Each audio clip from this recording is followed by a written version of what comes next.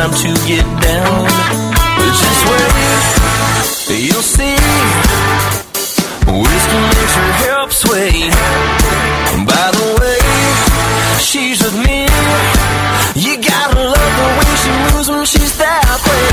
She needs a stronger, she needs a harder drink in her hand. Give her some whiskey, let's make it sour, and get this other girl to dance. Whiskey sour.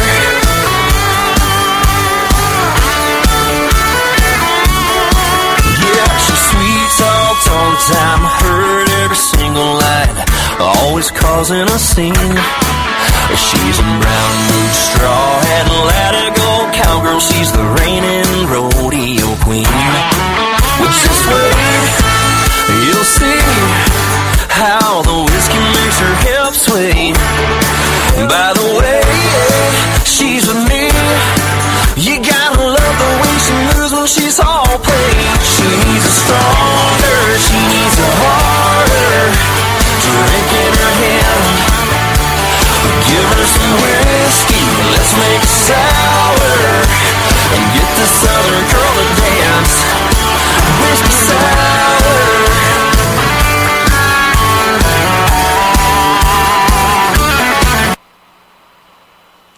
Well, howdy, folks. You're listening to Jefferson Republic Radio, and we're coming to you live and very, very happy to be here and share some of the thoughts and processes with regards to giving back our liberties and our rights. And we're here with co-host Drew Lamb. My name is Gary Lake. We are liberty and freedom-minded activists on the front lines fighting tyranny. Jefferson Republic Radio is a badass, rodeo agrarian, patriotic group of like-minded people inspiring we the people to take back America into a constitutional form of governance, one vote, and one county at a time.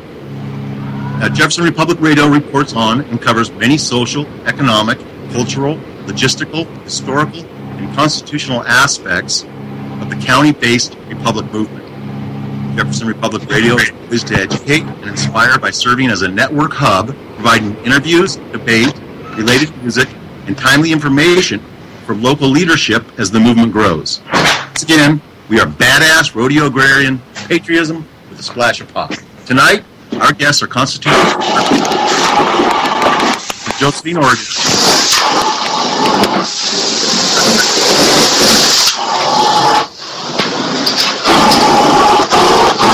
Tom McGurgan from Oath Keepers, and basically, along with Tom McGurgan, I think we might have Joseph Rice from Oath Keepers as well. Now, basically, we are ready to go. This is an inaugural show, so bear with us. Drew, are you there? Yes, I'm here. We're getting some feedback from Joe, so I'm not sure what kind of issues he's got going on his mic there. Mr. Rice, can you hear us on your audio? Yes, I can. Can you hear me? Yeah. Are you on Skype or? I'm on Skype. You're on Skype. You're on a landline. Are you running a microphone setup or headphones or something? No, I have headphones on and just talking through an iPad. Okay. We were getting a little bit of feedback. It's sounding like it's cleaned up. Okay. Okay.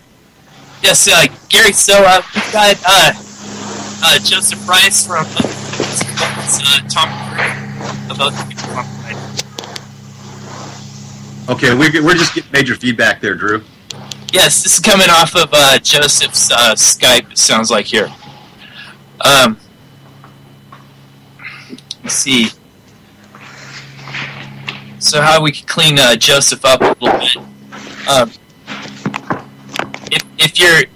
If you have a headset, it'd be good to try plugging it in, or earphones or something. That might help. Yeah, I'm on a headset now. Oh, well, maybe try unplugging it then. Hey, Drew, just for the record, I just got a hold of Sheriff Gilbertson, and he's going to be calling you in on the landline. Okay, we'll add him in.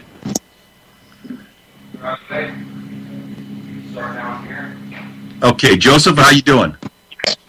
Set the shit bucket outside the front door. And we have Sheriff Gilbertson on the line right now. Hi, Sheriff Gilbertson. How are you today? Good, thank you. Very good. Now, real quick, I just want to try to take care of a technical problem. Drew, is there any way we can? We've got feedback and stuff going on that I can hear. Yeah. So let's pull Joseph in a little bit when we're ready. Okay, let's do that. Great. Okay. And then Tom, how you doing? You still there? Yes, here I am. Okay, you sound good. Okay, always these lovely little technical aspects. Sheriff Gilbertson, so thank you very much for being on our show tonight. You're welcome. Could you just give us a little background about yourself? I'd toot your horn, but there's so much to say about you. I wouldn't know where to stop. I don't like tooting my horn at all. I've been in law enforcement now about 40 years. I started back in '74 with a city police department in the state of Iowa. I've got a background in Army, Navy, Air Force, and State Department. Been in different theaters. I've been in Vietnam, Bosnia, Kosovo, and Iraq. With the State Department, I was in Bosnia, Kosovo, and Iraq.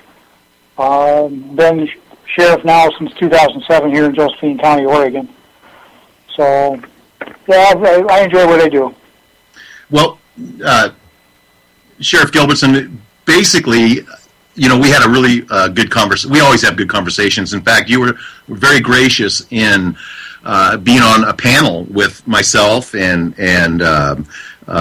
some other people with regards to the water issues and various other things in Southern Oregon and Northern California, specifically Josephine, Jackson, Klamath, and Siskiyou counties. So we actually were warning people, and I think that was like in 2010 or 2011, and we were actually warning people about what was about to happen, and people haven't really taken heed. And so you and I had a really good conversation about some of the issues that you're going through right now with your department, with regards to financial restrictions and basically apathy, voter apathy. So what I would like to know is you're a constitutional sheriff, and you've got a tremendous group of people that you are involved with regards to the other constitutional sheriffs, and I would start to name them, Sheriff Lopi and all the different names that are, I'd leave too many out. But you were talking about some really interesting things that I believe dovetailed with the Jefferson Republic movement, or the Siskiyou, or the Josephine Republic movement, and that's basically getting back control at a local level. And now, personally, I think that a constitutional sheriff is the only way we can do that. And can you elaborate on some of the things that you're dealing with? Well, as far as who has the horsepower to make the difference, I think you need to start with your county commissioners. They need to push this issue, and the state needs to push the issue. I'm going to refer people to look at American Land Council, I think it's called. There's a gentleman, a representative from the state of Utah, named Ken Ivory, and if you Google, the internet, you can find his website. And it really clearly walks everyone through the things that are really important in taking our land back. Just in a real quick overview, and I'm not an expert on this, but way back when the eastern states had statehood. Now, keep in mind, we've all signed the same statehood agreement when we went from a territorial to a statehood, but the public lands were ceded back to the federal government only long enough for them to dispose of those lands. So it was a land trust that was established all those years ago. The eastern states, I believe it was a senator from Missouri, got all the eastern states together and said, wait a minute, this is wrong. We are sovereign states. We joined this pact called the U.S. Constitution. And in this pact, you still have state sovereignty. And as a sovereign state, the land within that state belongs to that state, not this federal government. And they won that case. And if you look on the map that you'll see on the American Land Council program, you'll see a map that very, very little of the eastern states have any public lands in them at all. Now, let's talk about the western states, which we are a part of. And frankly, it's my opinion that the federal government wants to control this because the wealth of our nation is here. We have the resources, the natural resources, both minerals and timber and so on and so forth. We are being treated differently in that, like my county, for example, 70% of the county is managed by public lands. Now, we signed the same agreement when we took statehood, and under the Enabling Act, all states were to be treated the same. Well, let's jump now. Let's fast track to 1959 when Hawaii became a state. When they became a state, they were given their public lands. So in essence, what they've done is they've created a first and a second-class state. The eastern states and Hawaii are first-class states because they're in possession of their public lands. We, however, are not being treated the same. And I think that's the premise that Ken Ivory used. They wrote legislation. It passed in the state of Utah. And I believe that December 31st of this year, the public lands are going to be brought back to the state level. You know, and it's very important, very critical to all of us. And I talk in terms of jobs, financial stability coming back, is that if we control these lands at the local level, these environmentalist groups lose their standing. Look at, if you would, Apache County, Arizona went through this. And my understanding of how that transpired was under the health, safety, and welfare of the community, which was extremely important. The commissioner and the sheriff stood together on this issue. Because of the massive forest fires that we all experience today, it does create a threat to the health, safety, and welfare of the community, well, beyond the borders of the timbers that we're talking about, the federal lands.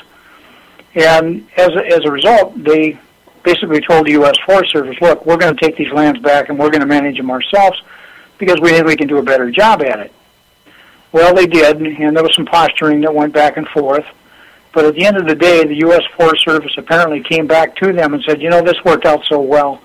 We got hundreds of thousands of more acres. We'd like you to do the same.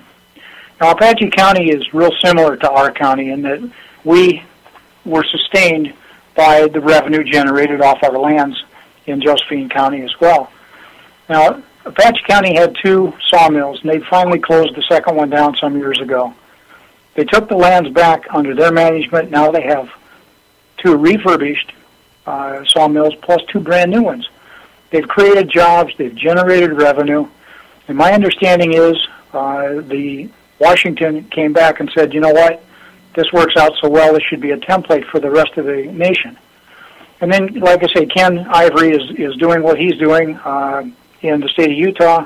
They've taken a positive step. The legislation has actually passed law, and we'll see how that transpires. But, you know, bottom line is the economic dilemma that we're all facing throughout the entire United States is pretty dire, and there's nothing I see on the near horizon that's going to fix that other than we need to put people back to work.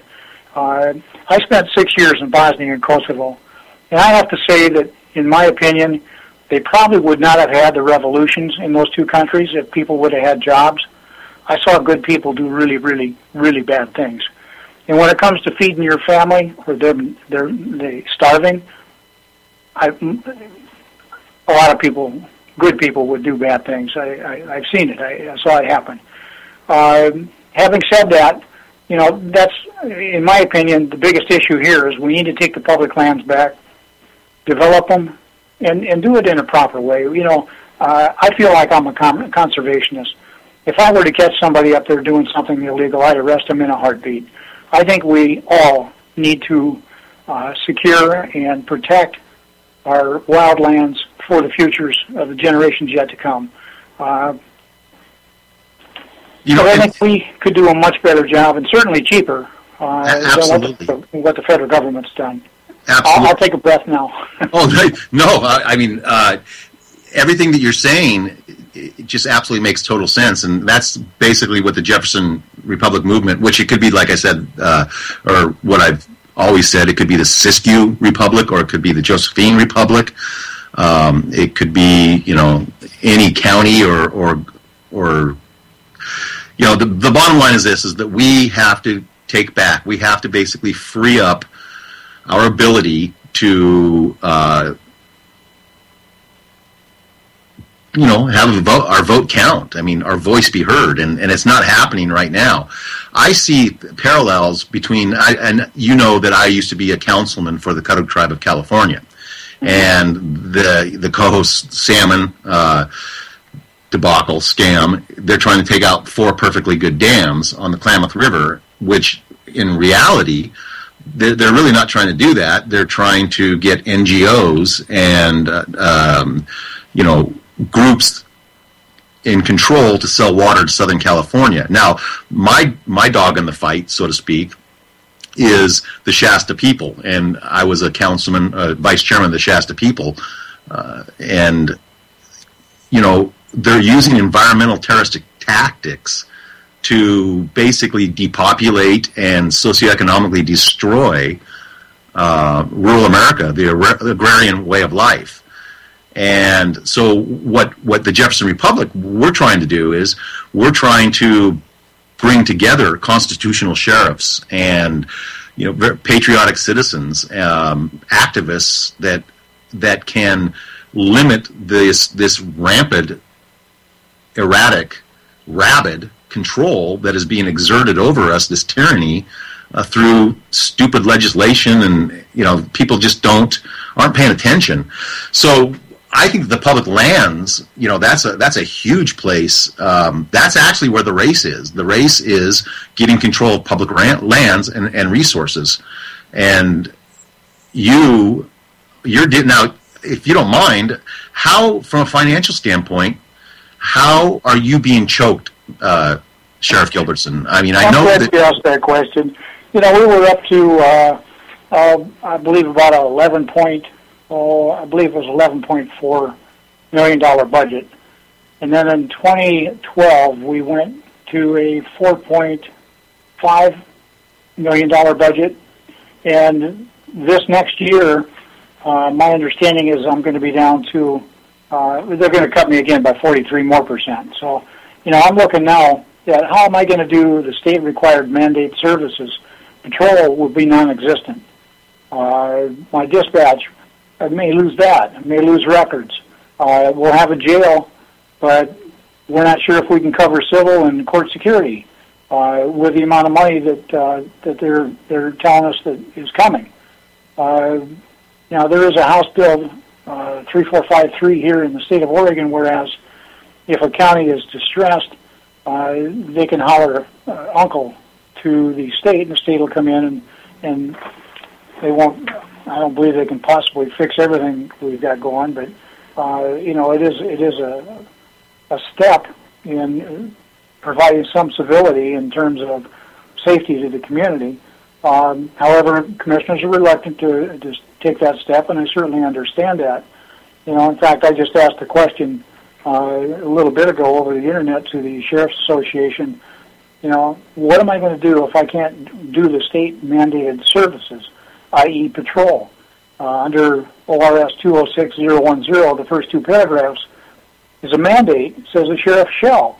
And it basically says that I have to arrest people that break the law and commit them to jail or prison. I can't do that because I don't have the resources of patrol to do that. Right now, we're being supported by the state of Oregon, OSP. We originally had 4 troopers down here. They brought in 7 additional. The stat I can share with you, and I think I got these numbers are not in front of me, but I believe in 2013 they did 148 of their own investigations. They did, I believe, 973 for my county on top of their own. Wow. We've increased the state police's workload by 72%. And I don't know how long they can sustain that. They certainly don't have the resources to go into all these counties. We're talking a lot of counties are now starting to feel the same squeeze that we've experienced for the last 2 years. So It's not endemic just to us. It's spreading. It seems like it honestly seems like that they are trying to dismantle your department.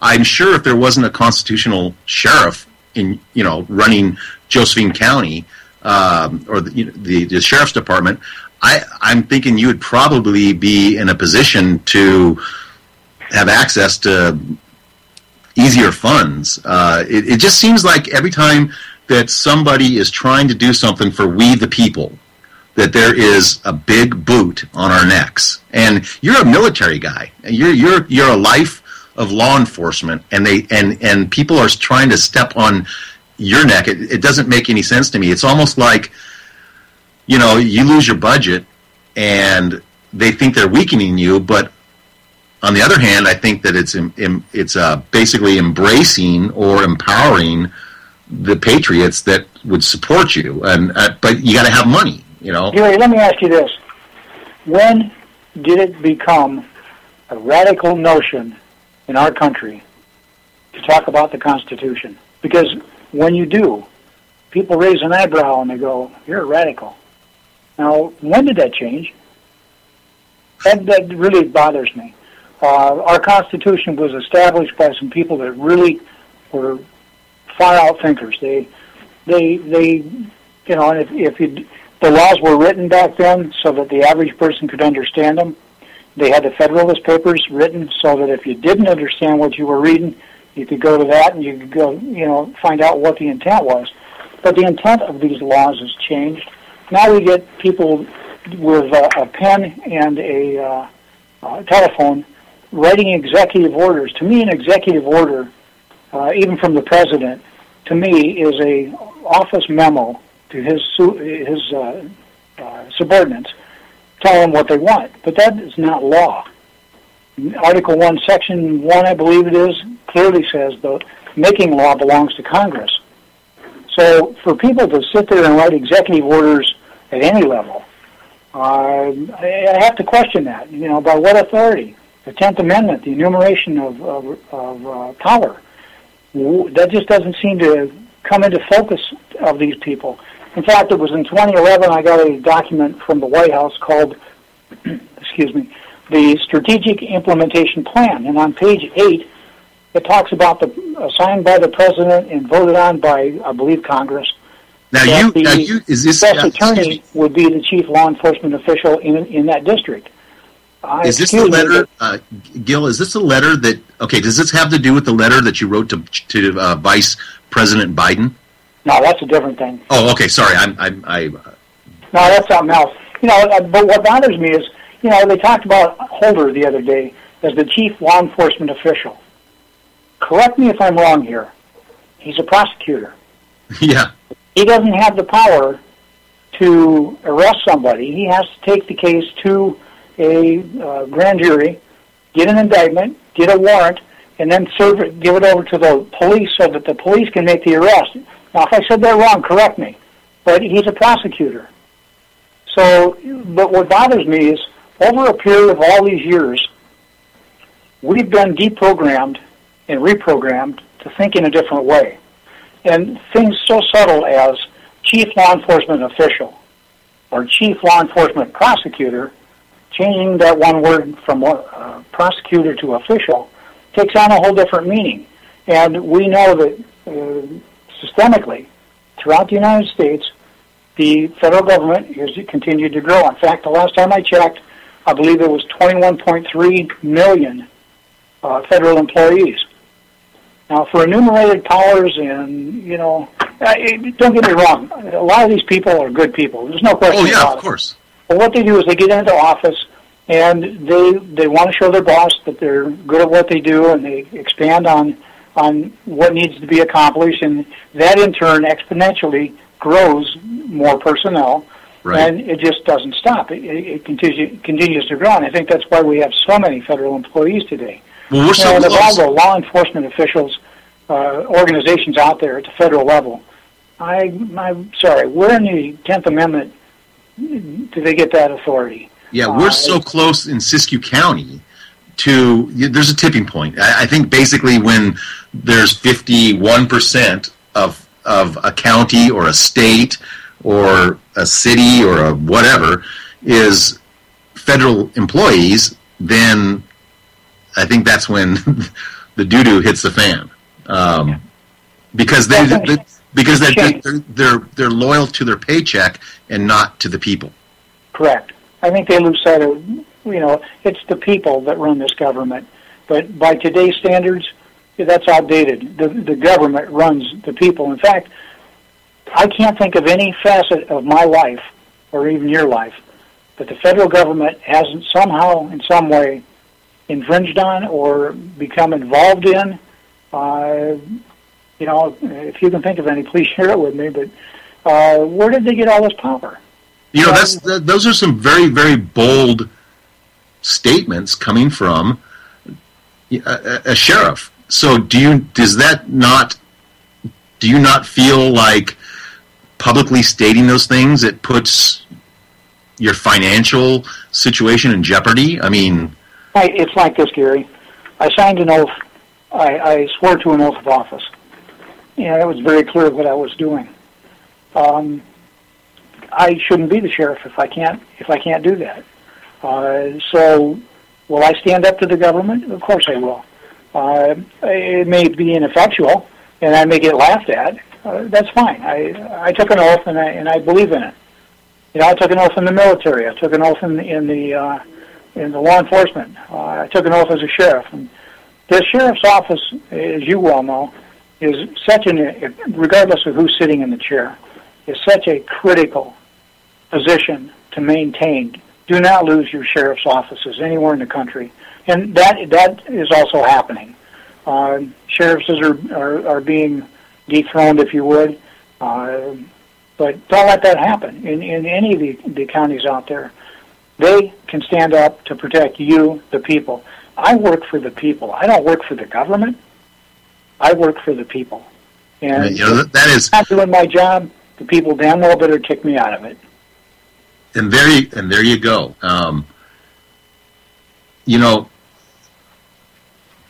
It's like I don't know how to say this without feeling sappy for saying it. So forgive me, but you're a hero, and yet you're hung out on the clotheslines. Now, this is something. I don't know if the conundrum is a good word, but you actually now in California, let's say Sheriff Lope, he swears to constitutional, the Constitution, the original Constitution, and then he swears to a state constitution. And I do as yeah, and you do too. Okay, so now, and please, if I'm out of line, let me know. But let's try to put this into perspective for me. Right now, I truly believe that we're not operating as a country under a constitutional government, but instead we're a corporate America, not a constitutional America. How do you negotiate that? One day at a time. What a great response. You got to do what you think is right, and I feel I have some pretty solid core values from my upbringing, and you don't lie, you do the right thing, and you treat people fair. I think our Constitution was based on those kind of principles as well. There's some cloudy issues that come up, and frankly, I am not, and I never have claimed to be a scholar on Constitution or constitutional issues. I'm a student, and there isn't a day go by that I'm not trying to learn something more about it. I got a long ways to go, and I'll be the first to say that, but, I do believe in it. I swore an oath to it, and I will abide by that oath. Well, what do you feel? Okay, so you've got a little bit of an understanding. I mean, we've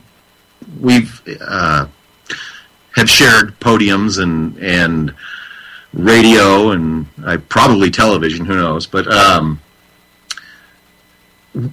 so you've got a little bit of understanding of the Jefferson Republic movement, which could be a Siskiyou or a Josephine movement. Can you just give me your thoughts on that? I mean, this is just a total open forum. I mean, this is like heartstrings that everybody can hear. And what are your feelings? I think it's a good idea. Not everybody's going to agree with that. I understand that. You know, if that's what it takes to take us back to what we originally stood up to do, I think it's a good thing. Will there be hiccups? I'm sure there will. I certainly cannot speak for this county. I'm just speaking personally, you know, my own feeling and beliefs. But whatever the people here decide they want to do, that's who I work for. That's my boss, and I'm going to do what they want to do. If they decide they want to, you know, join the state of Jefferson or whatever it's called, I'll go along with them. Again, like I say, it's the people that need to make this choice. Right. Well, very well put. And that's actually what the Jefferson Republic, or the Republic movement, is all about. I think that the Republic movement, we the people, if we just have another tool to basically hold a board of supervisors or a county council or, you know, whatever definition, I think it's a good thing. I think that anything that is in the hands of the people, where the people have the rights to have their opinions and their views count, I think that's an important thing. You know, what I'd like to do is, I'm not the most intelligent person in this forum today, and I know that you're busy. And what I'd like to do is I'd like to ask Drew, which is you know, kindly sitting idle, to bring in, I don't know if, you know, Joseph Rice or Tom, you know, either any of, but if they have some things that they want to, like, you know, ask you or interject. Please bring them on board. They're good men. Very good. I know them both. Drew? Yeah, Gary, thanks for including me. I've been in the chat. We have a very lively chat today, and people are talking about the Jefferson Republic, and it looks like, you know, for our debut here on UCY that we're getting a lot of love and support. So I like to hear that. Thank you. Yeah. So, you know, one of my questions for Sheriff Gilbertson is how does he feel about, you know, the militarization of the police that we're seeing across the country? I think what's going on is hysteria, just out of control. You know, think about this and just reflect back on your own law enforcement agencies, local, state. What you see are military-type uniforms, equipment. We've been using ballistic helmets forever for SWAT teams. We've been using semi-automatic, fully automatic weapons, military-style weapons. I started in '74. We were using them back then. We're using armored vehicles.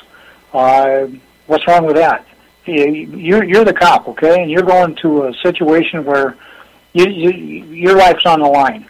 You want to do it in a car that is not protected, or you want to do it in a vehicle that's armored? It's an easy choice for me. I've been in those situations. You know, and we all have the right to go home after a day's work, just like you and Mom and Dad and Gene and uncles and you know, everybody. I think what you're seeing is this hysteria. It's going crazy, driven by a media that's out of control, trying for sensationalism. I don't see this militarization. What I see is, under this 1033 program, there's a lot of military-type equipment that is very safe and functional for our purposes. And if used appropriately, it will save law enforcement from losing their lives, and potentially those people we serve as well. So I disagree with this militarization thing. I think it's somebody just hyped up, and the media drove it, and people are just in a frenzy over it. I'm kind of disappointed to see that happen, but reality is what it is.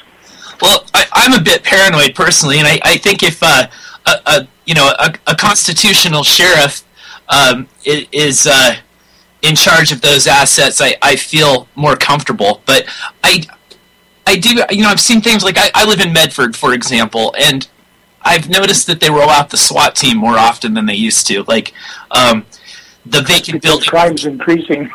well, like the vacant building where Kim's is. And I don't want to take us too far off topic, but there was a robbery there a few weeks ago, and it wasn't really a robbery. I think the people were just really squatters, and they opened a door and parked a vehicle in there, and they sent in the SWAT team. And it seems that because the equipment and gear is there and available, that there's this incentive to use it whenever possible.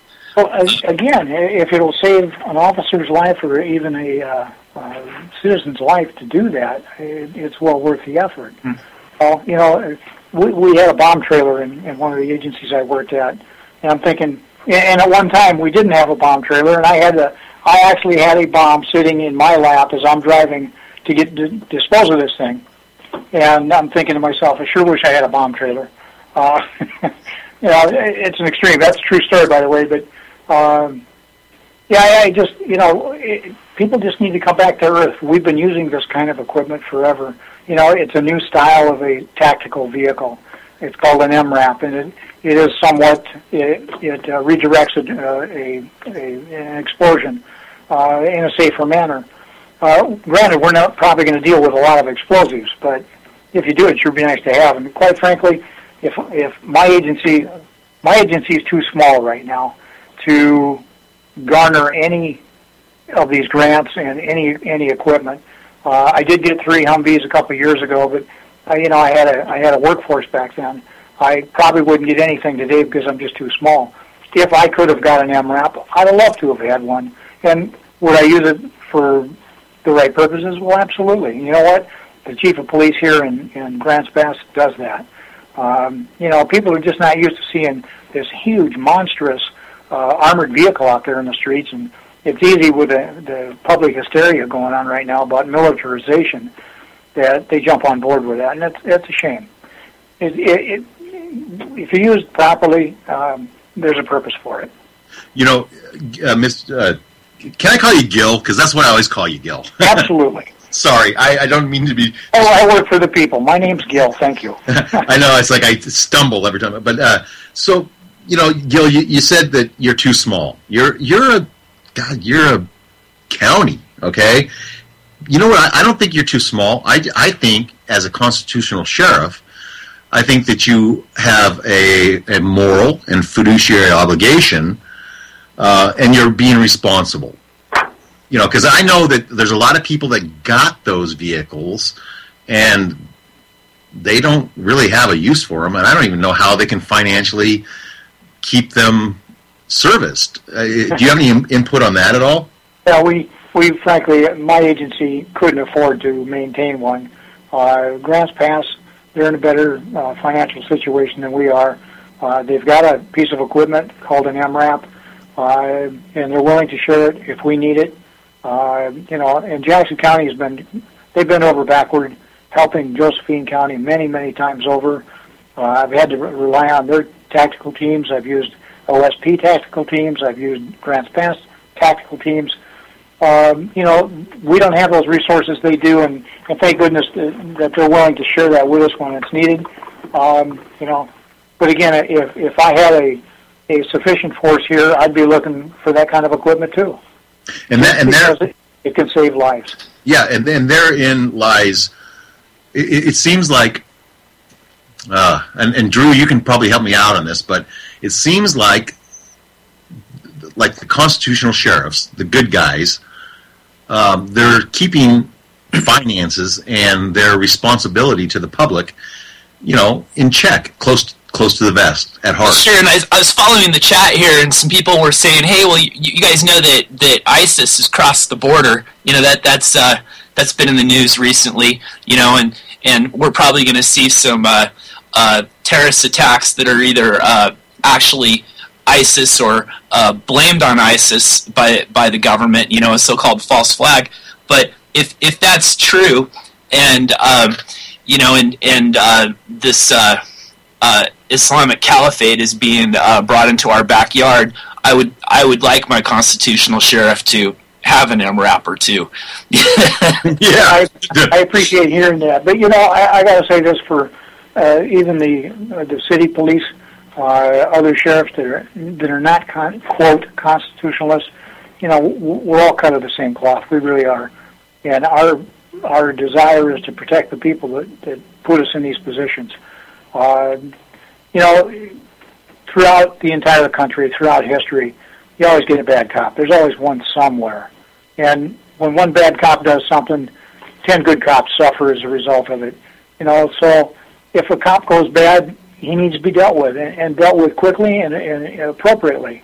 But to, look at all the other cops with an eyebrow lifted, these guys are good guys out there. They've got your heart and your health, safety, and welfare in their hearts. That's what they're there for. A lot of good people out there. Yeah, definitely, and absolutely, I totally agree with you on that, Gil. And that's probably what is happening. I mean, it seems like the more we stand behind our heroes, the more we're chastised in whatever's popular in society today. But going back to what Drew was saying, and Drew, help me out on this. I just feel like you're getting a bad rap. Well, you don't want to throw all law enforcement officers and all departments into the same pile and say they're all bad or they're all good. But isn't that kind of what they're doing right now with this quote militarization? Exactly. Well, yes, to a point, falls in that same category. But frankly, when I saw what was going on after the Boston bombing, I was terribly upset and very alarmed to see people being forced from their homes and their homes being searched without warrants. And I mean, it was ridiculous given what happened and the likelihood of some bomber being in one of these houses was just outrageous. Hey Drew, you know what? That is a great point. And that's city, and then we've got rural agrarian, and it seems like, and I apologize for interrupting you, because there's people that are listening that have told me and chastised me, don't interrupt Drew, he makes sense. Well, sometimes. I don't know if I do. But I think that the constitutional sheriffs and the agrarian way of life, or the rural America, is being attacked. And it seems like, and you're right, Drew, but it seems like, I mean, I read somewhere that like 90% of media is owned by 9%, or 0.9, or whatever. I mean, it was just this phenomenal equation, basically, that corporate America owns 90+% of all media. Mm-hmm. And I think that what is being portrayed in the media is so unrealistic to the heroes and the champions. And I'm talking man, woman, and child. The heroes of America. It's so contrary.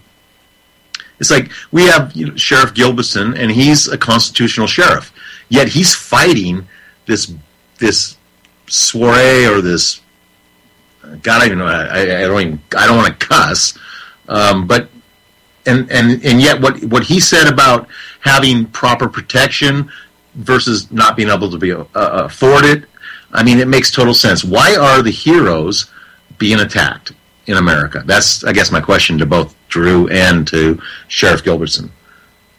I think a lot of it's media driven, and it's for sensationalism. Should we expect we're probably going to see ISIS or similar type of attacks in the country? Well, I think that's inevitable. It's going to happen. There's so many radicals that live in our country that went over there, and they got a passport to come back, and I believe Homeland Security is looking into that now to deal with that. But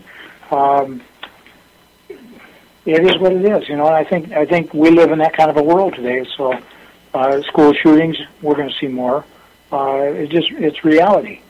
Gil, you've been around the world. You're military. You've seen things that 99.9% of everybody have not, and you have, your wisdom, your experience, life experience, is so important to us on a geographical basis. And that's us. When I say us, I'm talking about, Northern California, Southern Oregon. I mean, I'm going to be selfish, the Shasta Territory. And why aren't people listening to you? Americans respond well when they confront a crisis. Most of them don't take the time to plan for it. So, when it springs on us, we respond, and that's just how we deal with things. One of the things I want to share that you just kind of triggered in my mind was, living in Bosnia and Kosovo for 6 years, we stood up law enforcement from scratch, and it was corrupt to start with. We put the American model within those two countries, and it flourished. I was a police chief in Kosovo, in the city of Pristina. There were 4 different stations. I had Station 2. We were the most crime-riddled of all of them.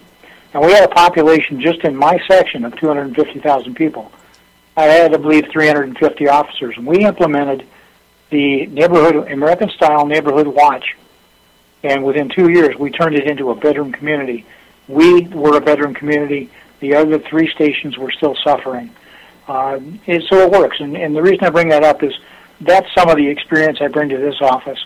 I've been working on a continuity of government, continuity of services, not knowing where we're going to end up eventually. Our economy is kind of teetering. We could have an earthquake. We could have a natural phenomenon of some sort, and we're not going to be able to sustain ourselves or sustain our government. I've developed 3 levels of neighborhood watch, depending on how bad things get and what kind of crisis we're facing, that we've got a plan in place or that we're working on so that we can still take care of the people. Continuity of government is extremely important. Things, when I was in Macedonia, I was put in charge of transforming the Stankovic camp, it was called, in Macedonia. It was a refugee camp. We had about 28,000 population living in there. And things like they didn't collect the porta potties and the feces and the stench and the issues had to be taken care of, and I talked about garbage here, for example. If we had an earthquake or if things just for some reason, weren't what they are today, garbage alone, somebody's going to have to pick it up. And I talked to one of the local garbage guys here, and he said that he would do that. Well, if you don't, you're going to have all kinds of vermin and diseases and everything else. And I've approached the city, the police chief, and the city manager, and the OSP, the state police, and trying to bring them all in so that we could form basically some kind of a plan to protect the people. Continuity of services, continuity of government. You can't just be helter-skelter. Things get bad, there's going to be gangs immediately popping up, and somebody's going to have to deal with that. So, that's some of the experience that I bring to this community, and, I've been working on it for a couple of years, and we're making progress. It's just very difficult to get people to take the time to sit down and think these things through, but that hasn't deterred me. We're just going to keep plugging away at it. Well, okay, Gil, I would like to bring in what I understand to be a friend of yours, Joseph Rice. And okay, yeah, I'm sorry. I'm not normally long-winded. No. I apologize. Gil, you're not long-winded. This is incredible. I mean, for me to be able to sit silent is extraordinary. So, now this is what I would like to do for our listeners. I would like to.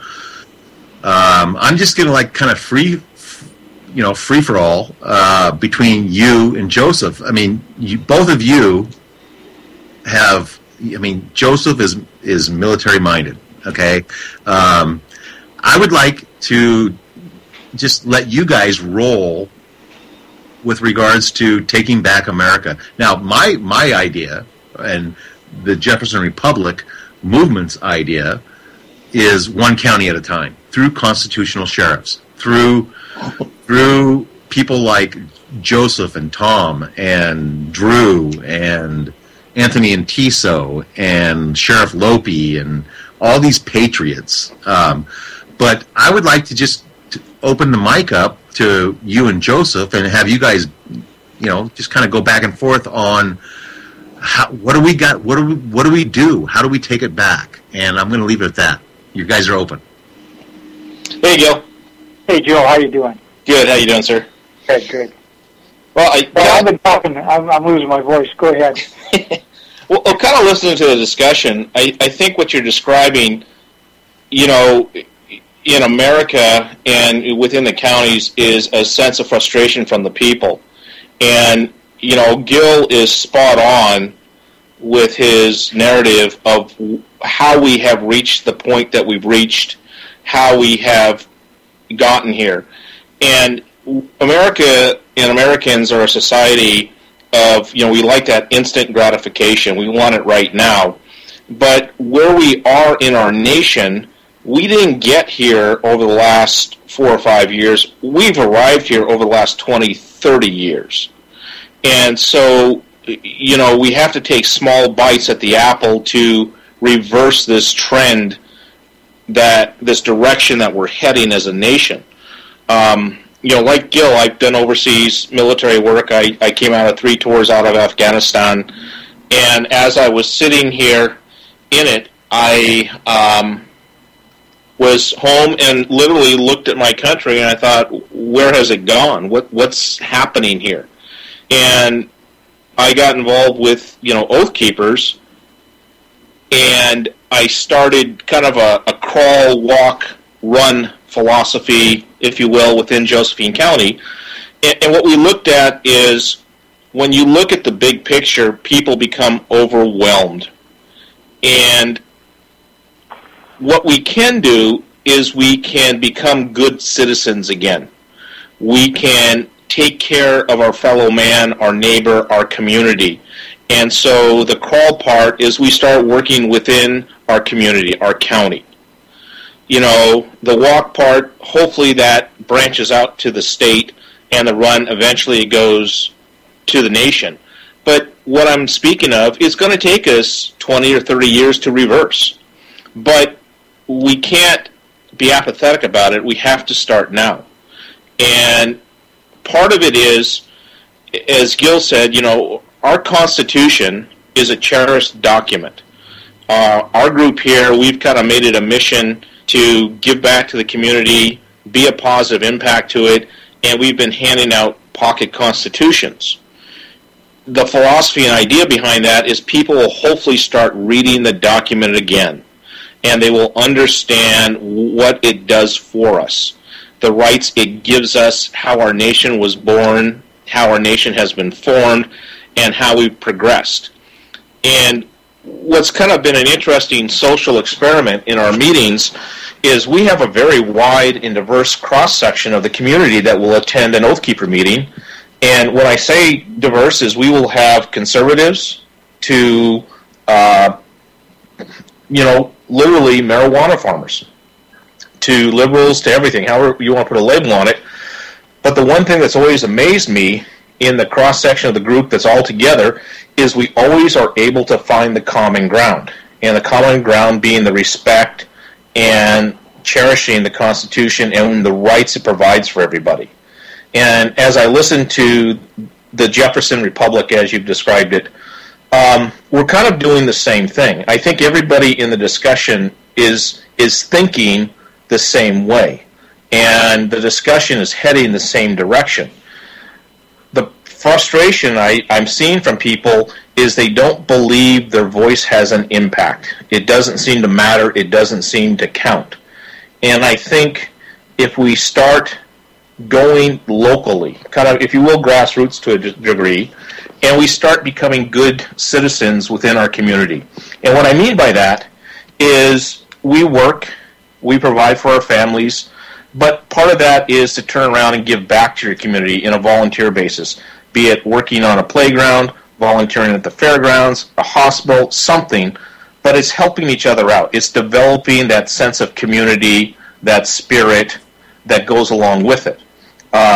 Gil has been faced with incredibly hard challenges just financially trying to run a sheriff's department. And his work ethic is incredible. I mean, the man stands up for what he believes in. He adheres to the Constitution. He has demonstrated in the past that he will stand up to the federal government, and he will support citizens' rights, property owner rights, and at the end of the day, support the Constitution, which is the supreme law of our land. What I think's happened is we, as a citizens, we have a responsibility to do a better job of putting in our elected representatives. And we can't have elections run on popularity contests. We have to get back to hard questions, uncomfortable questions. We have to see the type of individual and the metal they're made out of when we put people into elected office, and ensure that they're going to run efficiently, they're going to run it with integrity, they're going to run it with honor, they're going to adhere to their constitutional oath. And when they don't, we hold them accountable. And that can be through transparency, through newspaper articles, and, to extreme situations, recalling them back out of office and putting in somebody else that understands what the people want, their representation. Because if you read the Constitution, it does not say we the government, it says we the people. It is our government, and we are responsible for maintaining it. A famous quote, when Ben Franklin came out of the Constitutional Convention, a woman asked him, he goes, "Mr. Franklin, what have you given us?" He says, yes. "We've given you a constitutional republic if you can keep it." Beautiful. And I think the days that we're facing right now is that part, if we can keep it. Yeah, it's almost like great governments last only so long. And I think it's because they forget that they transition into they basically forget that it's we the people. And the bottom line is this: we the people running government, not government ruining the people. And that's kind of where we're at. It is. And, with Sheriff Gilbertson, we've got a diamond in the rough, so to speak. People tend, and the government tends to do what is, popular opinion does not mean it's the right thing. And politically correct. Yes. Political correctness, I tend to avoid that at times. Hey, Joseph, actually, you know what, Joseph, I'm being rude. No. Can I get a little background on you, please? Sure. Who are you looking for? Who are you looking? Listen, I got some playgrounds in my mind too. So, no, seriously, can you just give us just a basic rundown? I know I didn't introduce you properly, and I really think I should, because anybody that's listening right now, man, if they've got anything, they know they're tapped into an incredible conversation. So if you would please just give me a little intel on yourself, like I made Sheriff Gilbertson. I didn't make him do anything. The guy is phenomenal. But anyhow, you know what I'm saying. Yeah, well, basically, I went in the National Guard. I actually joined the Massachusetts National Guard, the original militia in the nation. I went through U.S. Army flight training, I served with the Army for a 17-year period of time. It took me all over the world. And probably the last 10 plus years, I've been working in the commercial industry and doing subcontracting work, a variety of regulatory compliance in different issues. I do a lot of interface with government entities and actually congressional type of work. I've fought those battles and experienced those frustrations that I think everyone sees on a daily level. And most recently, I was working overseas in Afghanistan until I was actually injured. And so I'm kind of licking my wounds and convalescing right now and trying to get myself put back together. So basically, Joseph, through that was a very, very humble segue, which Sheriff Gilbertson did earlier. So anyhow, I just want you're a hero, and I can't say that, and no, you can't. I'm sorry, I'm going to stop you there. I'm not. No, you can't say that. I've had the honor and the privilege to serve my nation, my country, my fellow man. I don't think of myself that way. I would never describe it. I mean, the heroes are those guys that made the ultimate sacrifice for our nation's freedoms. I am not in that category. That's a military man. Okay, so we will beg to differ. I think you're a hero. You're almost a hero when you get to that threshold. However, you're a hero, and Gil's a hero. And so anyhow, okay, let's get back to the conversation. So, Gil, what I would like to hear you and Joseph dialogue a little bit. I mean, okay. Well, I was enjoying listening to what he had to say personally. So was I, but we've had these conversations before, and we think a lot alike in many, many ways. If you kind of dialogue with Gil and what's going on, Gil he is fully dedicated. If you describe a public servant and what a public servant is meant to be and what a public servant is supposed to do, Sheriff Gilbertson is that definition. He truly cares about Josephine County. He cares about the citizens, the people. I have personally witnessed him go well above and beyond what a normal individual would do within a job framework or structure. And, there are times you have to sit back, you scratch your head, because he has faced monumental financial hurdles in his department. It's not enough money to keep the patrols going, to keep the jail going. And, realistically, the sheriff is a manager. He manages his deputies and ensures those deputies go out on patrol and offer services to the citizens in protection, investigation, those things. Keep our community safe.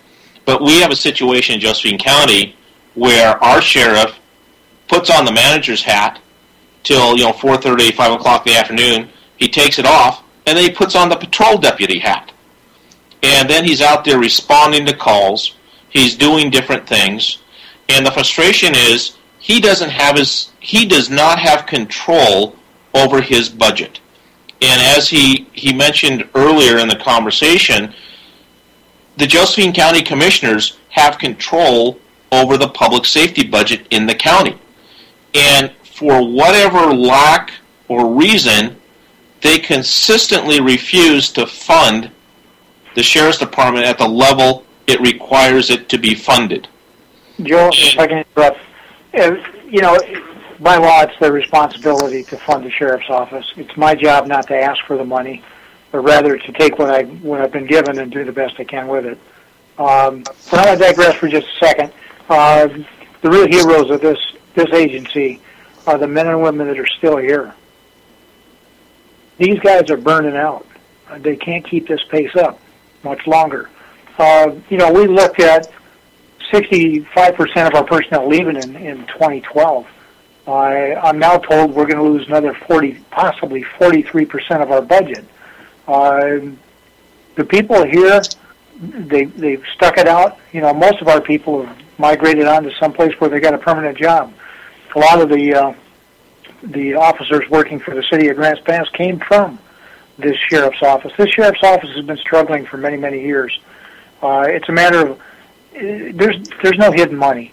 I hear that all the time. You know, they don't trust the commissioners. I don't trust government either.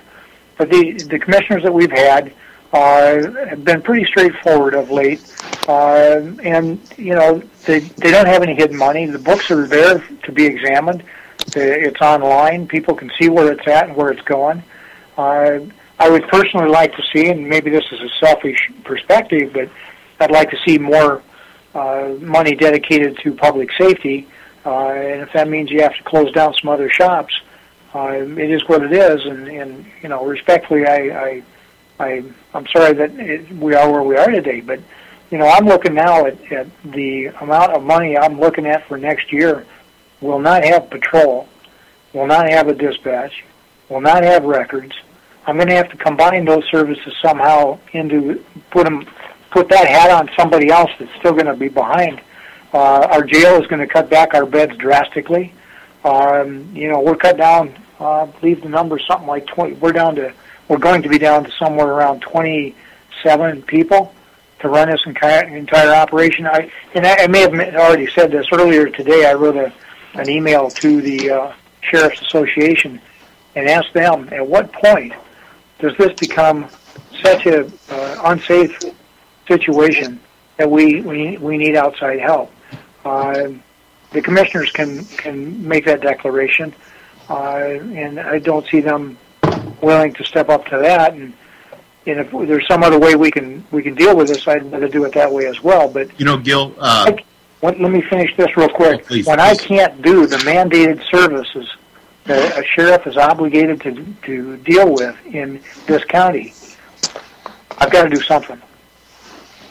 Hey, so what happens there with Gil is he's the sheriff, and so he becomes the focal point for the community outrage, and it's an unfair situation, but it's the reality of the situation.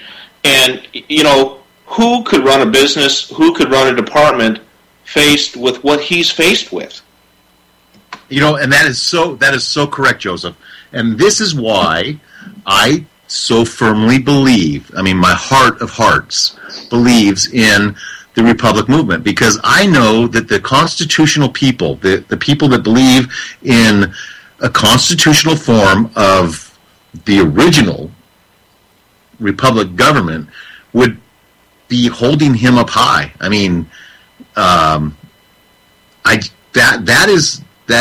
what dovetails. And I know we haven't gotten into Oath Keepers, and we're going to get with Tom here in a little bit. But I just believe that America right now needs heroes, and you know, romantically speaking, that's just, you know, we have to push some buttons. We have to inspire. We have to invoke passion. You know, this has got to be. You know, Hollywood has done such a great job of dismantling California. Good gosh, you know. I mean, and I'm in California. I'm in tribal leadership positions.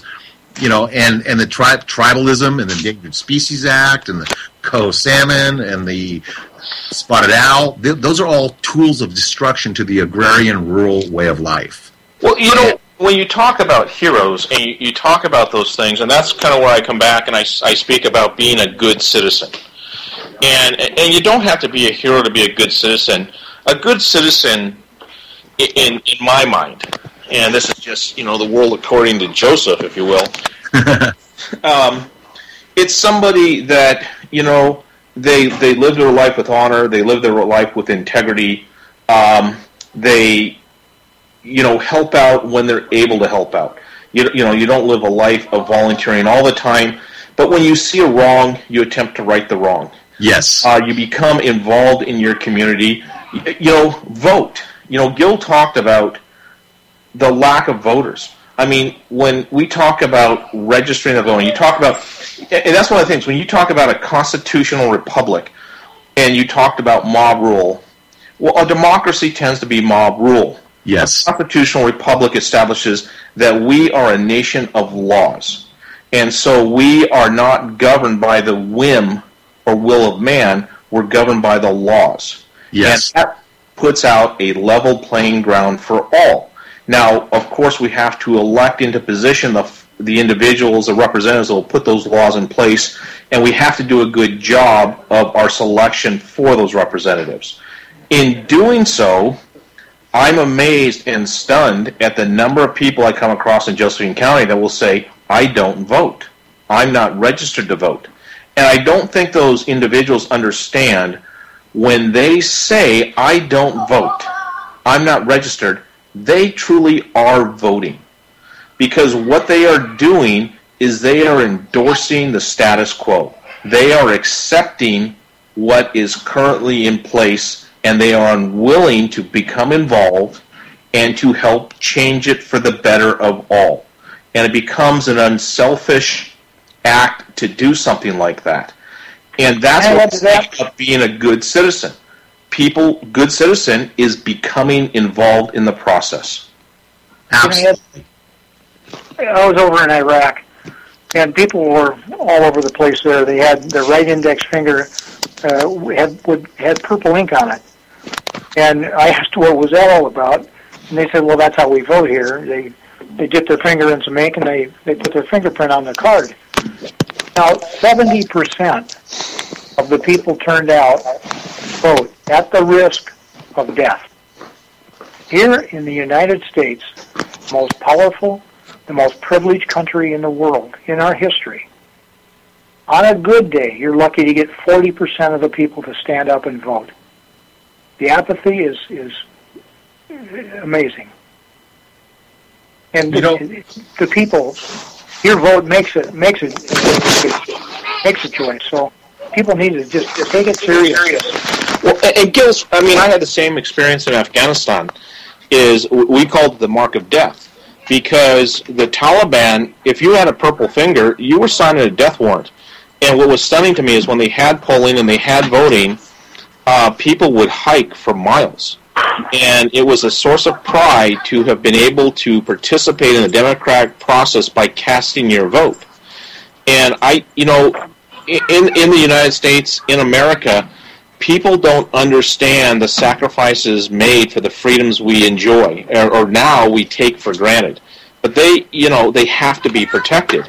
And when you look at Gil's experience, you look at what I saw in Afghanistan, where people were willing to risk their lives to be able to have a voice in the process. And all they have to do here in the state of Oregon is simply open up their ballot, fill it out, and mail it back in. They don't even have to go to the polling place. And we experience less than 50% of the registered voters in any election.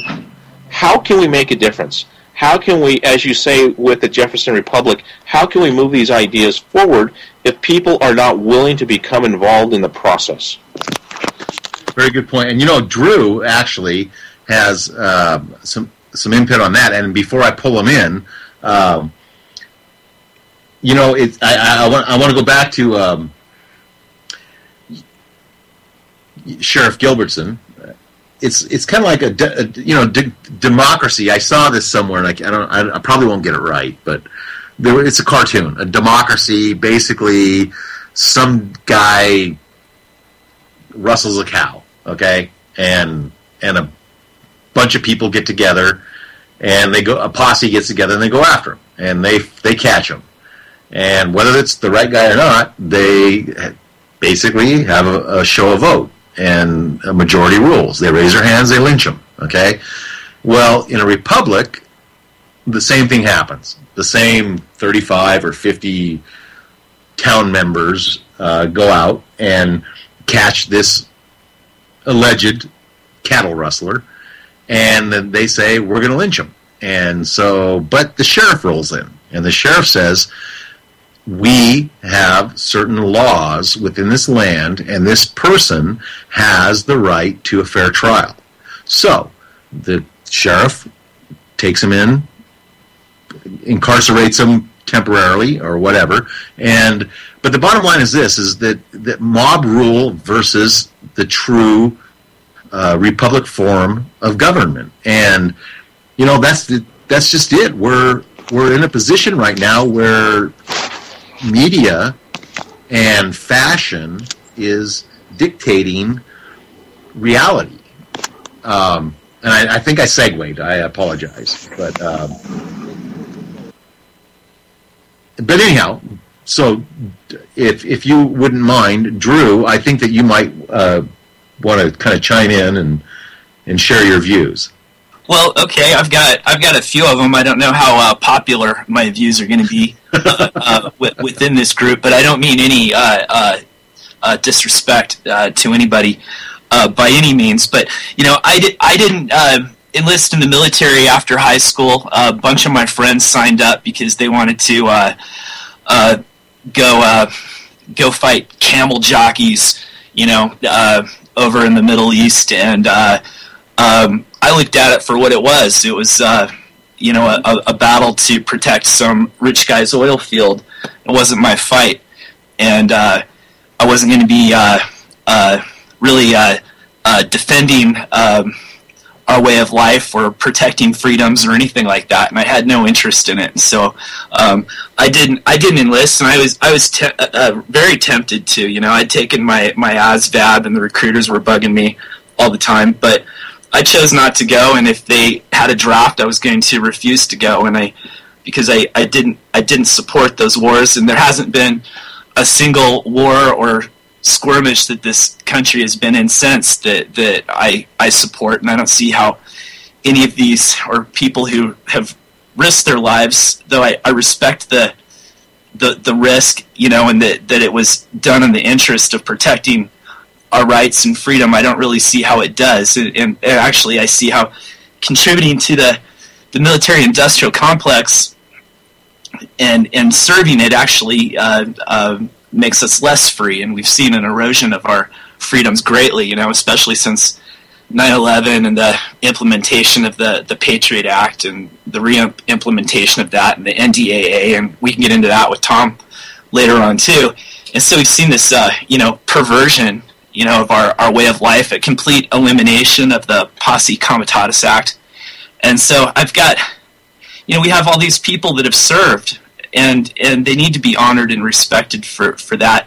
But I hope that we don't glamorize war and just serving for the sake of serving, without looking at this corrupt government and the people that control it and seeing it for what it is, and making sure that we're not risking our lives or convincing the next generation that they need to risk their lives to serve it. And and that being said, Joseph made a good point about how most people don't vote, and Gary and I were talking about this a few weeks ago, and maybe, I don't know if even 20% of people voted, but we're looking at the results in Siskiyou County, where the Jefferson Republic almost passed. I think we had 45% support, but not very many people voted, so it really doesn't take that much of a push for those who are engaged and those people who care to actually implement some kind of a change. However, it is a double-edged sword. Voting is violent, and especially when it comes to things that are going to be paid for through property taxes, for example. I have neighbors that vote to force me to pay for things that I'm not interested in all of the time, and it's immoral and it's not fair.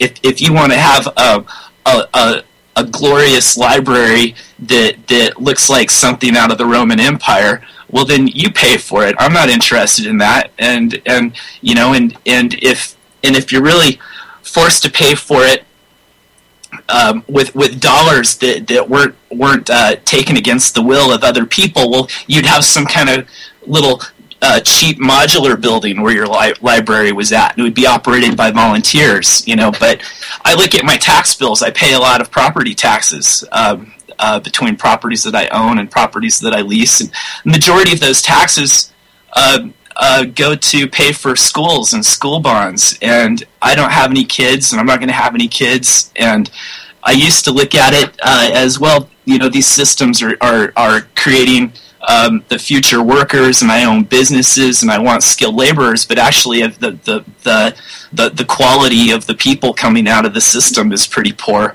and I'm really not interested in hiring one of them. You know, my latest helper got a GED and dropped out, and she's one of the sharpest. She's 19, one of the sharpest people that's ever worked for me. And I've had hundreds of people in my employ over the decades, and so I see this, you know, this problem, and I hope that if we are able to bring the Republic forth, that people would start to see things in a different light, where they wouldn't be willing to get together as a group, you know, to inflict their will upon an individual who doesn't agree with them.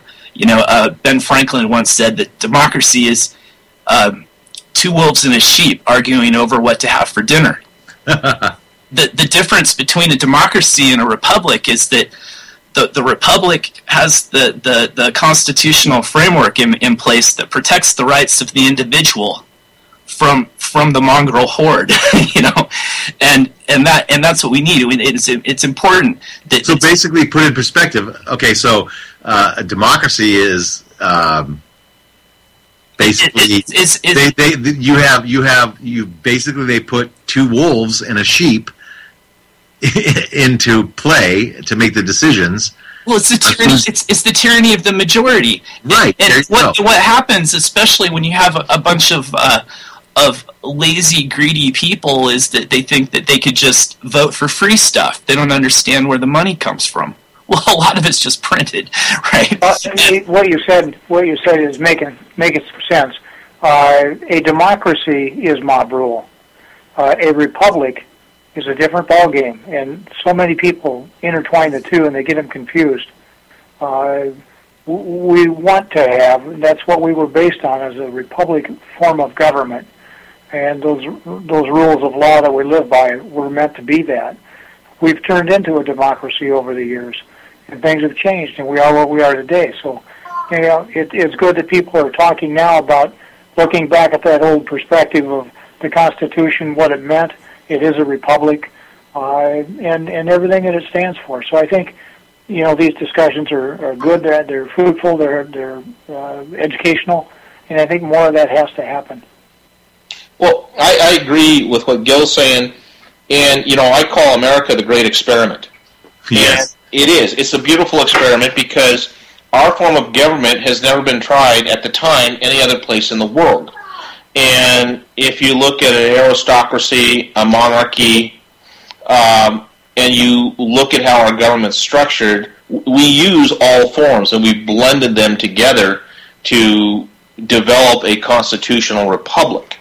I think, you know, as I talked about a good citizen, I think part of, like, you know, I don't mind paying taxes, and I don't think anybody minds paying taxes, as long as the tax money is used responsibly. It is used for the betterment of the citizens and not on an agenda issue. And I understand where Drew comes from to a point, but there is a certain price we pay for freedom. And, you know, some of the conflicts that are fought overseas, the benefit of that is they're not fought here on the U.S. soil. And, you know, no one in this conversation has had to endure conflict on United States soil. We've always gone away someplace. But that's not to be discounted. I mean, I think there are two arguments in what he was discussing. Is the military-industrial complex is, you know, a corporate interest. That's very, very different than, you know, military going out to defend our nation and our ideals. And sometimes they do get blurred, and those lines do get blurred. But, you know, 9/11 was an attack on U.S. soil. And no one had ever experienced that in any of our lifetimes. And it was the first time America truly had been attacked. And with that, you know, we have fought that enemy, if you will, on foreign battlefields. It just didn't happen here in the United States. And I think there is a price to that freedom that we can literally sit right here and talk openly and freely and not have concerns about our First Amendment rights being restricted. Absolutely. Take a look at World War II. You know, the Japanese brought it here. We took it to them. Yeah. And the people here were safe as a result of that. So, yeah, we were in a foreign war, but there's so much to say about fighting it over there to protect our basic ideals back here. You know, it is a world. We live on a planet. We live on many countries having different philosophies, but the ones that believe the way we do, I think we need to stand up and help them. We're not so powerful. We can go into a battle alone. You know, look at Bosnia, Kosovo, Iraq. We had other countries standing with us, but we were there, and if we wouldn't have been there, I mean, we were probably the strongest of all those nations. But had we not been there, these battles would have found their way to us. And look at ISIS. ISIS is chomping at the bits to come at us. So, you know, if we fight that battle over there and control it or eliminate it, I believe we're making the world a better place. You know, I'm probably making a real strong statement there, but. Well, you know, actually, Gil, you know, you're making a very strong statement, and I think it goes back to, you know, we're fighting fights on foreign grounds, but you know, you're talking about Japan, and behind every blade of grass, yeah, and that is kind of like, I'm getting no disrespect, but that's kind of like what's happening with us and in corporate America or our federal government. Whatever, I don't even know how to put a label on it, but I think that people need to understand that behind every blade of grass is a hero, is a patriot. And through, you know, the constitutional sheriff, through the constitutional government, through we, the people, having, you know, our inalienable rights to vote and express our ideals. I mean, that's what we got to get back to, and we've covered some pretty incredible topics today, and I'm just letting it roll because I'm in awe.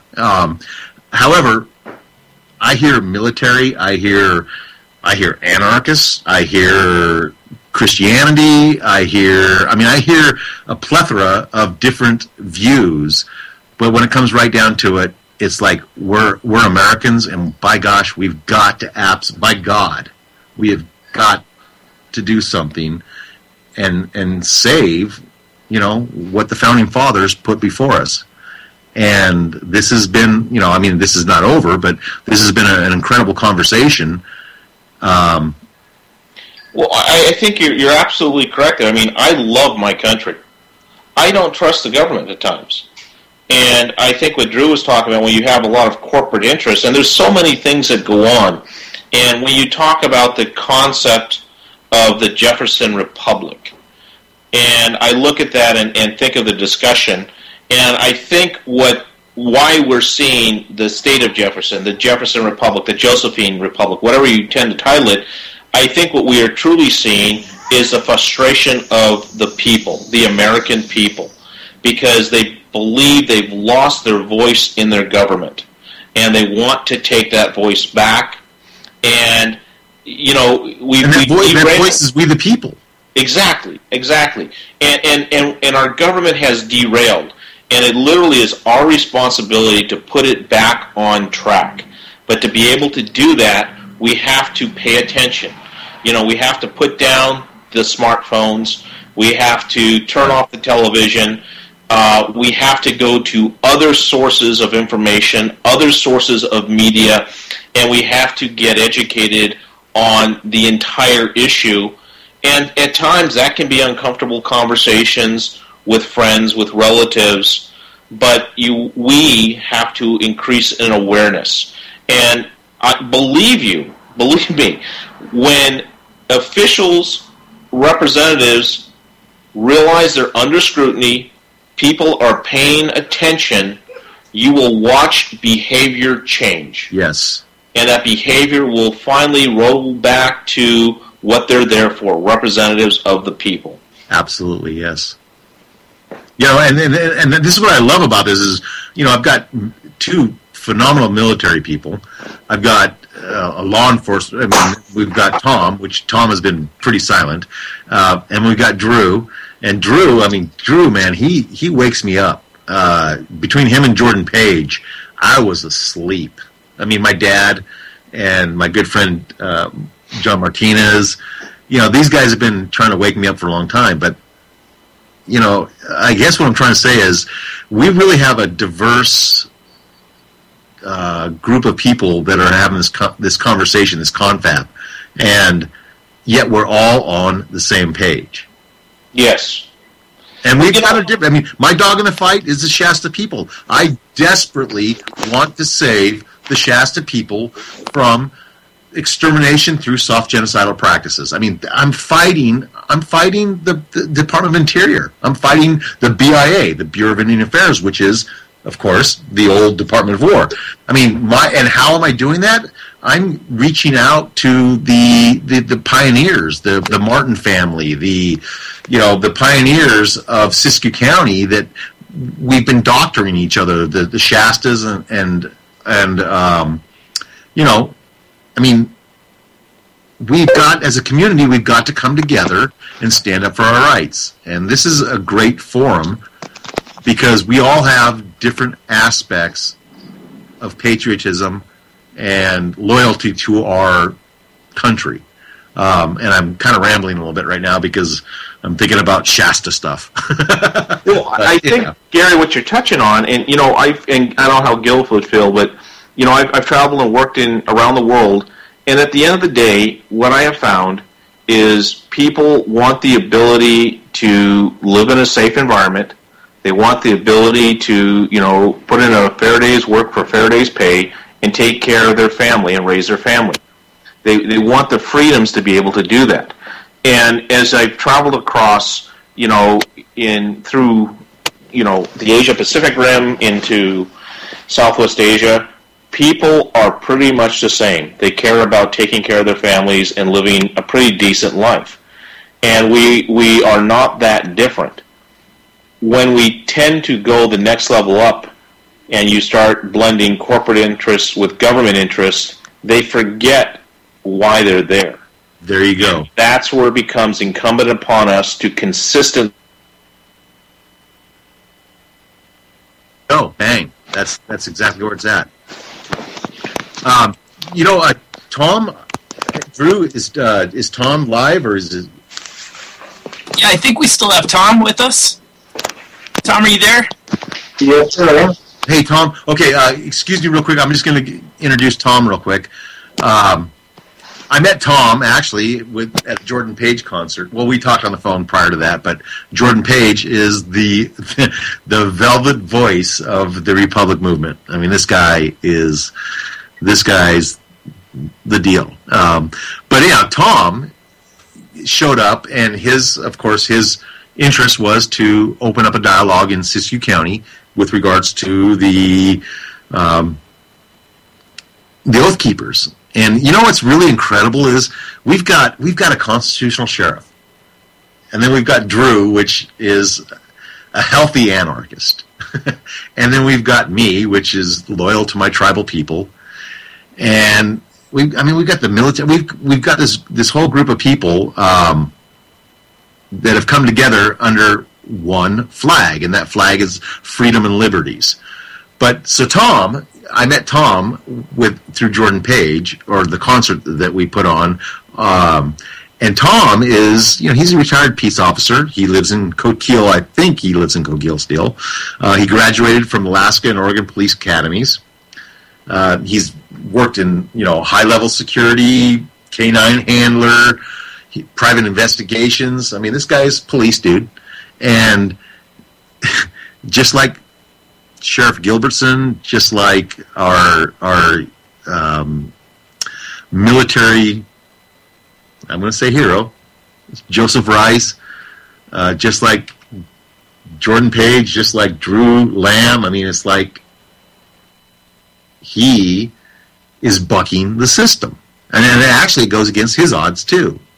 But But yeah, I'd like to bring him into the conversation because I know that Joseph and Gil, you guys know him very well, and Drew has been very, very honored to have him on his show. And I'd like to bring him into the conversation because we're rolling down to 25 minutes, and I just want to bring more concept into this incredible conversation. Okay, well, thank you guys for having me on here. I really appreciate it. I was really enjoying the show, listening. I can talk about it, but some real good information tonight. I'm happy to hear what's going on. And you talked about all the people that's on the phone call, but the real wind beneath our wings is the audience that's listening to our voices right now. And this is the crux of the force behind us, because there's so many people out there that need direction and they're wondering what's going on. They're looking around. And we don't have all the answers, but we can sure direct people in the right areas to what they need to do to prepare for problems that are going to arise that we're seeing now. There's too many things going on around us, too much negativity, and we really only have each other to count on. So it's important that we do get together, that we do strategize, and be proactive instead of reactive. Yeah, I agree. And so, okay, so now, Tom, you've had a really good opportunity to kind of absorb the Jefferson Republic movement. And like I said, it could be the Josephine Republic movement or the Siskiyou Republic movement, but you were there. I mean, you were like on ground zero, boots or moccasins on the path, boots on the ground. Right. What is your interpretation? I mean, what is your nexus between Oath Keepers and the Jefferson Republic movement? The one thing that they have in common is the United States Constitution. What I see are Americans finally waking up. They're waking up on the wrong side of the bed, but that's a good thing, because they're waking up angry and confused and insulted and berated, and they're tired of it. But the strength of this movement is the people. No matter what you call it, the Jefferson Republic, the state of, it doesn't matter, as long as people get together and follow the constitutional republic and work towards those goals to bring back our ways of life, our morals, our religious beliefs, get rid of certain things, the socialist programs, the Common Core, the National Defense Authorization Act that destroys the constitutional, the Bill of Rights. There's so many things that we're working on right now that we are addressing. We're getting right in their face about it and holding them accountable to us, we the people. We make the decisions, and it's important that we take that opportunity. We don't take it for granted, that we use our abilities to vote people in, vote people out. I believe here in Coos County, we had a vote here a while back, the referendum. I think it was 23 or some percent of the registered voters came out. It was just abysmal failure. I can't even remember what the topic was. But people just have gotten into that mindset of let someone else deal with it instead of me. And we're at that point where we cannot afford to sit back and watch and wait and let other people do it. You have to be a voice, or you can't complain about it. And it's just so important to take advantage, not for granted, but take advantage of what we have in our constitutional republic. And getting back to the democracy, 51%, the democracy is 51% deciding for the other 49. And that is mob rule, like Sheriff Gilbertson was saying. So we do live in a constitutional republic under democratic processes, is what it is.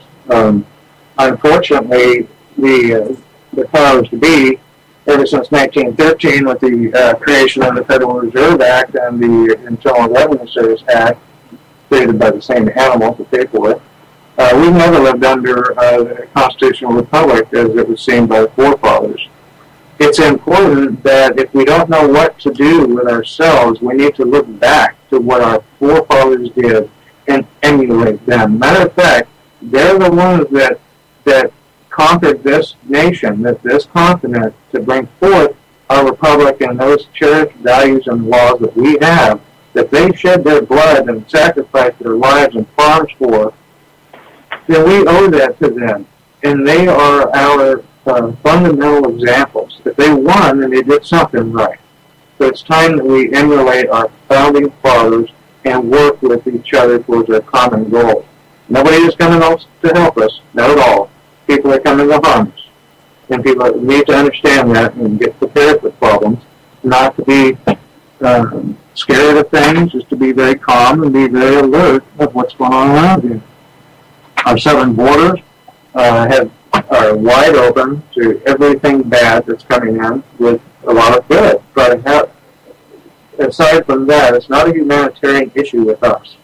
With us is a violation of Article 4, Section 4 of the U.S. Constitution, which requires the federal government to provide for all the states a Republican form of government to protect against invasion and to promote domestic tranquility and prevent domestic violence. And their number one goal in serving the public is protecting the public's rights, not to delineate, but to ensure that those rights are not being violated.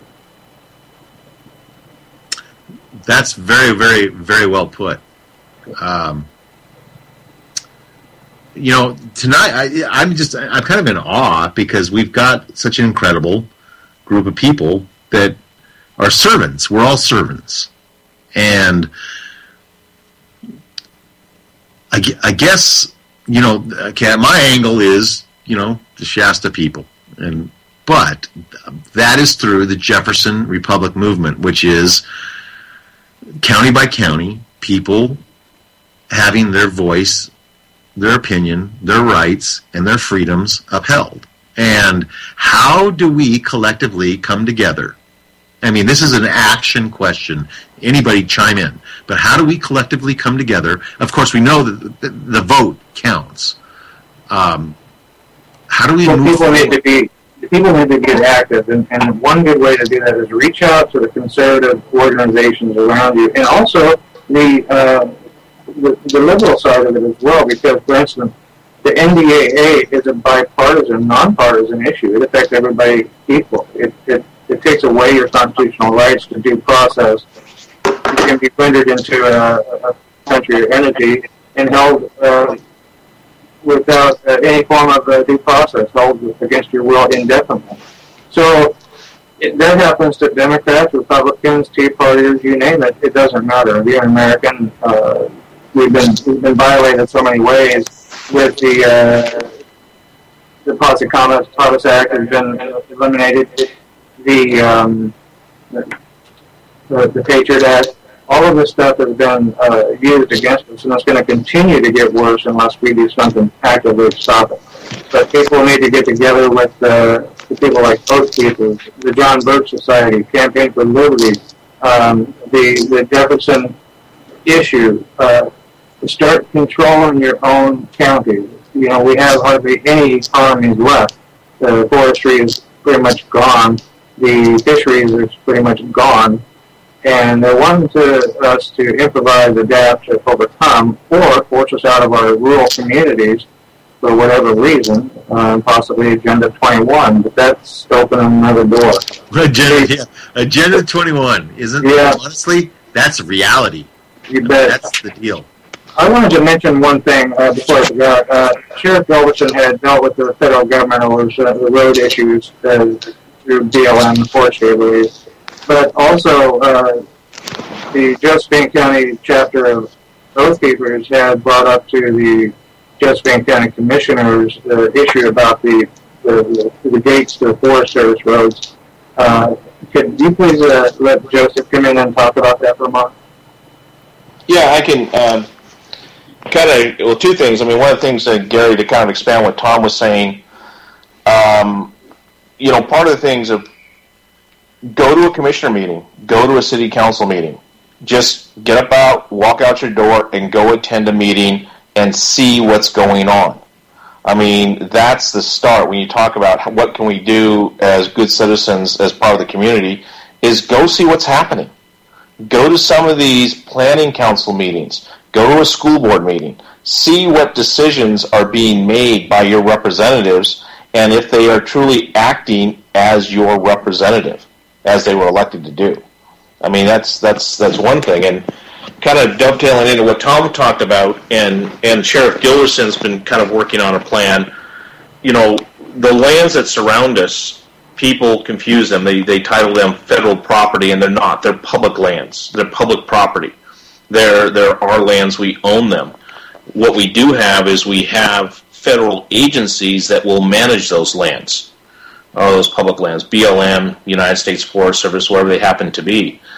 And there's been a proposal here in Josephine County that's been put forth to open up the gates and access to our public lands. I know Sheriff Gilbertson has something similar in mind in opening up the gates and having them patrolled by possibly volunteers. But these areas are, you know, our public lands. It's another, in Josephine County, we can look at them, but we can't touch them. We can't interact with them. We can't get involved with them. And they sit there. They don't produce recreation for citizens of the county. They don't produce economies for the county. They're just kind of, they're out there. So I think those deals we can get out there and do. And it's one of those things where you have to get involved and find out what's going on, what proposals are before the Board of Commissioners, what ideas the sheriff has. And, you know, it's part of the thing. Get involved, take back your lands. If I can interject, I did submit what I call the Public Lands Patrol Deputy program to both the BLM and our commissioners. I have yet to sit down with them and have a discussion as a follow-up to that. But what I'm looking at, just a real quick history of these public lands. It was 1976 in Fletma that the federal government decided they would not dispose of these lands; they would maintain them themselves. So again, it was kind of out of the norm of the way to do things. They changed back in 1964. I think it was USGS changed the definition of roads, and what you're seeing now is if you have an area of 5,000 or more acres that is roadless, they can claim that as a national monument or some kind of a national park. But they did that over a long period of time. They've taken these steps to put these pieces of the puzzle together, and now we're looking at what they've developed. If you look at the Oregon state laws, they have what they call 2477 roads. Any road that, in fact, it's general law, I believe in 1901, Article 10, I think it is, talks about these roads, that if a road was in place out in the county and it was not challenged by a political subdivision, it was a permanent road. You have 2477 roads, which are granted right-of-way to the county. These roads belong to the county, not the federal government. My problem is in fact, I was at a situation we were looking for a lost individual up in the hills, and we thought he was in an area that we needed to get into, and I didn't have a key. In fact, the two keys I have did not fit any locks I've ever found. But I called U.S. Forest Service, asked them to bring a key to open that gate so we could get up there and look for this individual, and they refused to come. That really set me off. In fact, I have started asking questions, and the response I got was, I have to file a Freedom of Information request. Information I'm asking for, and I scraped myself off the ceiling. As the chief law enforcement official of this county, and in its entirety jurisdiction of the turf, these lands, I don't care if they can call them anything they want to call them, it still falls under the sheriff's responsibility to deal with those issues. So if there's a crime, if there's a fire, if there's a lost individual, on and on and on, I will not abrogate any of that authority to anybody. It will remain with this sheriff's office. I believe in the integrity of the sheriff's office. We need to maintain that. The state of Oregon did pass legislation. They do recognize BLM, U.S. Forest Service, law enforcement people. And there's another dimension to this, too. it was back in the, I believe, 56 and 57, they conducted a research, and they called it the Eisenhower documents.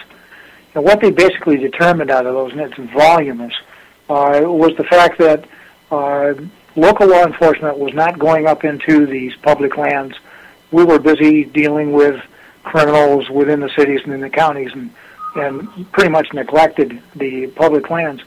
And it was because of that that they actually categorized 4 different levels of proprietorship, if you would. And most of those lands are under proprietarial, basically meaning that it's not under their full control. We have some say. But again, as far as the chief law enforcement official goes, any crime that occurs up in any of these locations, the sheriff is responsible for. Now, obviously, right now we don't have the people that would be required to patrol that. But what I'd like to do is I'd like to see these roads, and they've done this other counties. They've actually told the U.S. Forest Service, BLM, you will lock these roads in the open position. And you cannot lock these gates to close these without written permission from a sheriff. So they've taken things that far in some counties. What I would like to see here is we have what we call Concerned Fathers Against Crime. It's a group of men and women that go out and do public patrols. They're not armed. They have no authority. They can't arrest anybody. They're not allowed to use any force in any way, shape, or form. They're basically eyes and ears for the sheriff's office. What I'd like to do is I'd like to have volunteers that would be interested, and strictly on your own money, your own risk. You're not a sworn deputy. You don't get a badge. But I would like to see a private group of citizens that are concerned about the health, safety, and welfare, and the criminal activity that they might encounter. Whereas everybody's got a cell phone, so you take a picture of a license plate, and you record what you saw, and you report that to the police, and hopefully we've got enough personnel we can deal with it. But these are public lands; they're for the people. These states are sovereign.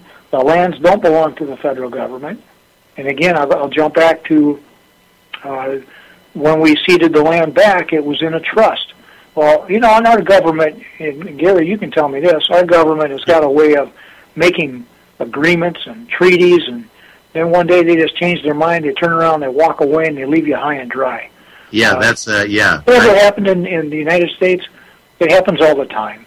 We have the ONC funding here. There's 18 counties that relied on the funding from the timber resources.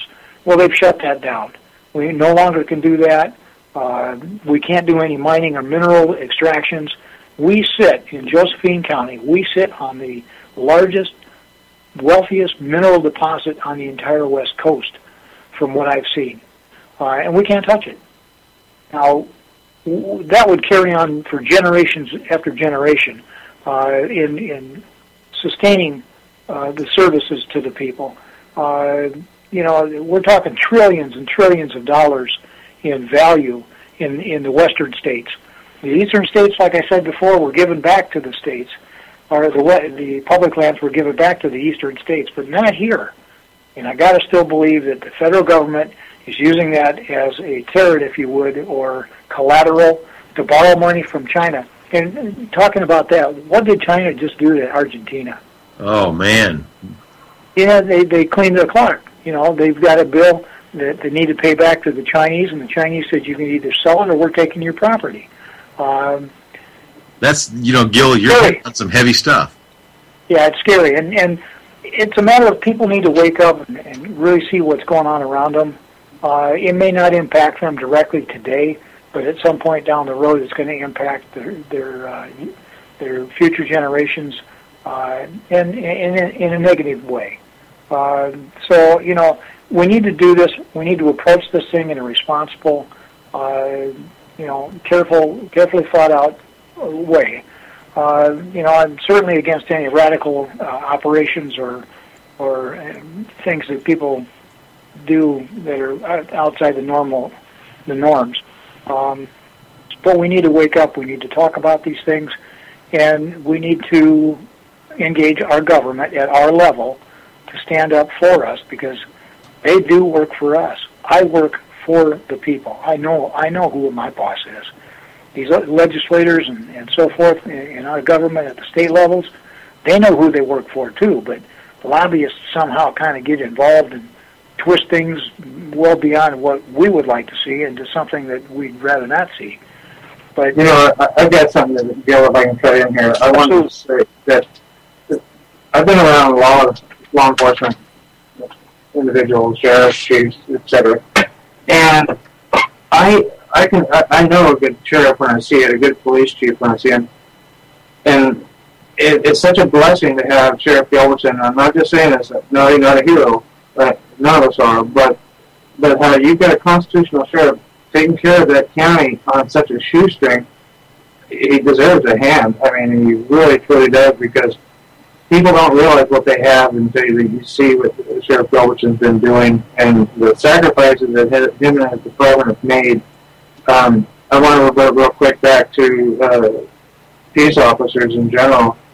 What we see on the social networks is a lot of cop bashing, and we're seeing a lot of the negativity, and that's what gets spread around. You rarely see the attaboys, and one crap will wipe out a dozen attaboys, and that's what people focus on is a negative. There's so many good police officers out there, and we consider them oath keepers because they have taken the oath. But we consider that until it's proven otherwise, and then we deal with it accordingly. There's 3 levels of constitutional protections, of course, both constitutions and the law enforcement code of ethics. But people need to get behind the sheriff and help him to help them, because if the sheriff falls in this county, so does the people, and so does their rights. You have one of the best speakers and representatives for your rights in having the highest elected official of the county right there, Sheriff Jefferson. I encourage people to keep him in and vote for him when it comes up in November. And that's my personal opinion. I don't mean to interrupt. I'm sorry, but we're like about 3 minutes to the end of the show, and so I just want to give total respect to the people that were here tonight. I just, man, what an honorable thing. Yeah, so honorable. So basically, we're gonna go into a fade out, and the bumper is gonna roll in at 6:59. So that gives us 2 minutes. And if there's like anybody wants to say anything for 30 seconds, because I got to roll out some credits. I do. Gary, would you share with us any questions that might be called in? I'd like to be able to answer any questions that anyone has. Oh boy, I don't think we have time for that. However, not today, but if you do get subsequent calls. Absolutely. In fact, Sheriff Gilbertson, I actually think we need to pick this conversation up next week, and because I think we're covering some incredible ground here. So what we'll do is we'll field whatever questions there are out there, and I think we'll carry it on next week. And I think Drew would be happy to do that, and I think Tom and Joseph would be happy to do that as well. I think. Sure, I can do that. Okay, so we're at 6:58, and we're about ready to roll out. And basically, I just want to thank the listeners. Drew, I'm sorry. Go ahead, Drew. Oh, no, I was just sorry. Just kind of do a real quick thing. As I was talking about Good Citizen, with the Oath Keeper group in Josephine County, one thing we're planning on towards the end of the month, and we welcome participation from anybody within the county, is we're going to do a community preparedness day. Okay, hang on. We're rolling out. So all right. I want to give a big shout out to my friend Darren Worth. This guy is rolling steel, grip of the pavement, grip of the wheel. In my face, I'm riding the wind.